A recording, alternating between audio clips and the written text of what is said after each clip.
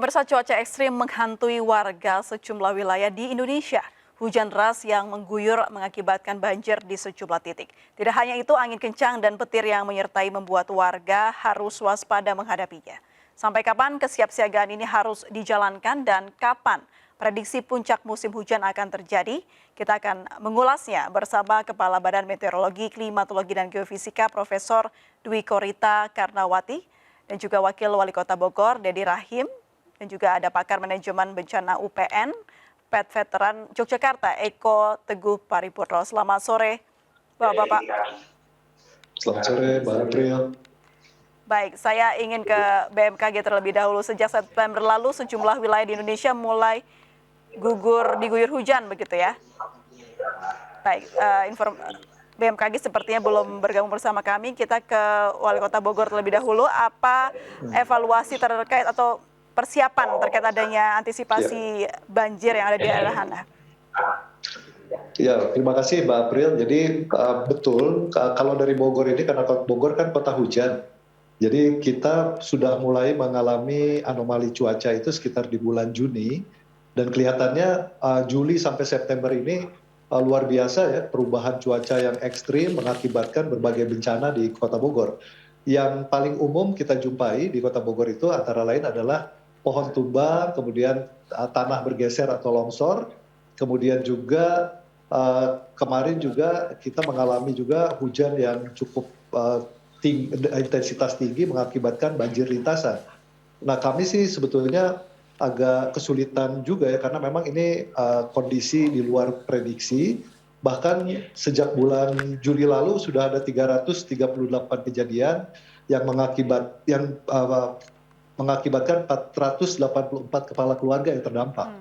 Jadi memang situasinya agak berbeda ya, karena memang kami tidak cukup memprediksi ya begitu ekstrimnya cuaca dan terjadi di hampir seluruh wilayah Indonesia, bukan hanya di Bogor dan Jabodetabek. Dengan demikian maka kami menghimbau kepada seluruh warga untuk berhati-hati menghadapi cuaca ekstrim ini, dan terutama karena Bogor juga banyak memiliki pohon-pohon besar di sepanjang lintasan. Ya, ini juga kami menghimbau kepada masyarakat untuk berhati-hati pada saat hujan deras terjadi. Nah, untuk warga yang berada di bantaran sungai, pergerakan tanah atau longsor juga kerap terjadi, khususnya di bantaran kali yang memiliki TPT atau memiliki turap. Jadi sebagian besar yang kami evaluasi adalah kejadian runtuhnya turap karena beban dari konstruksi rumah yang menumpuk ke turap. Jadi ke depan ini tidak boleh lagi ada bangunan yang menumpuk ke turap, sehingga kami kalau misalnya masih ada bangunan yang menumpuk ke turap ini, kita tidak bisa memprediksi ya bagaimana mengatasi atau membangun kembali sebelum mereka mundur paling tidak 5 meter dari bantaran sungai atau kali yang selama ini menjadi langganan banjir lintasan.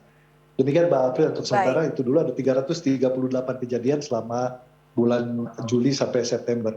Bahkan tadi pagi masih ada longsor di Bogor Tengah yang mengakibatkan ada 3 rumah terdampak, dan ini belum masuk di dalam catatan. Kami masih akan melakukan visitasi dan juga mengevaluasi kejadian yang baru saja terjadi.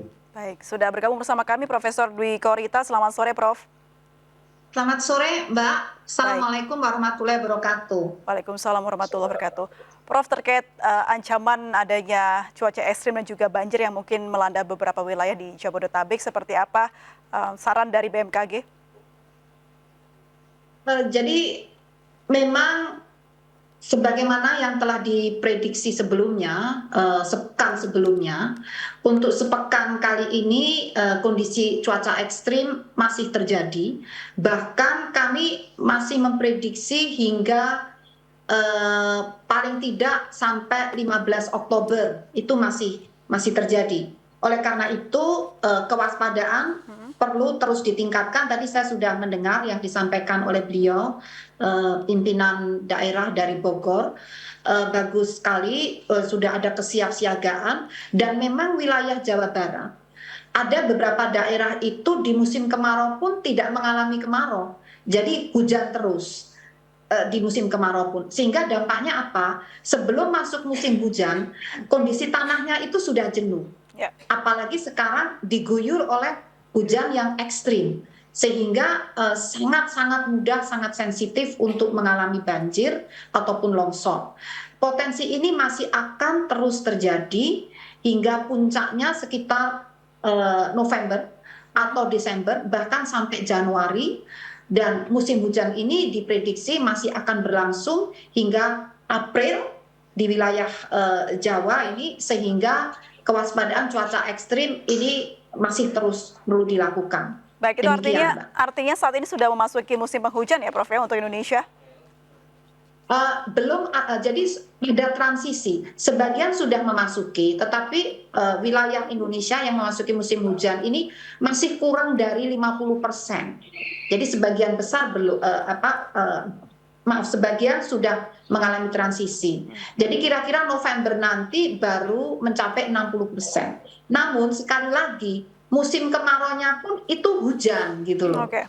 Jadi musim kemarau basah, sehingga tetap harus waspada cuaca ekstrim.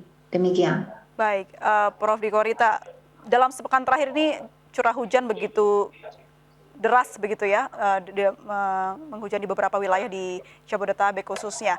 Nah, apakah yang hujan disertai angin kencang ini menunjukkan fenomena tertentu? Sebetulnya fenomenanya kurang lebih sama ya. Selalu bencana hidrometeorologi basah itu banjir, kemudian akhir-akhir ini hujan es ya, longsor, kemudian juga angin kencang, puting beliung, ini masih akan terus terjadi, bahkan gelombang tinggi. Jadi dari segi fenomena, maksudnya barangkali apakah ini ada pengaruh fenomena anomali tertentu? Memang saat ini kita masih dipengaruhi oleh La Nina lemah dan Indian Ocean dipole negatif. Artinya suhu muka air laut di wilayah Indonesia ini masih lebih hangat daripada wilayah Samudra Pasifik dan Samudra Hindia, sehingga terjadi aliran massa udara basah dari kedua samudra itu ke wilayah Indonesia. Dan juga ada fenomena Madden-Julian Oscillation, diperparah dengan fenomena gerakan awan-awan hujan dari wilayah Samudra Hindia dari barat masuk ke melintasi wilayah Indonesia termasuk Jawa.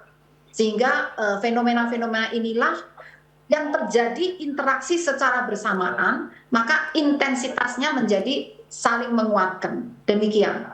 Baik, saya ke Pak Eko. Pak Eko, kalau yang disebutkan oleh Ibu Dwi Korita tadi, banyak fenomena cuaca yang nggak bisa mungkin terjadi di Indonesia.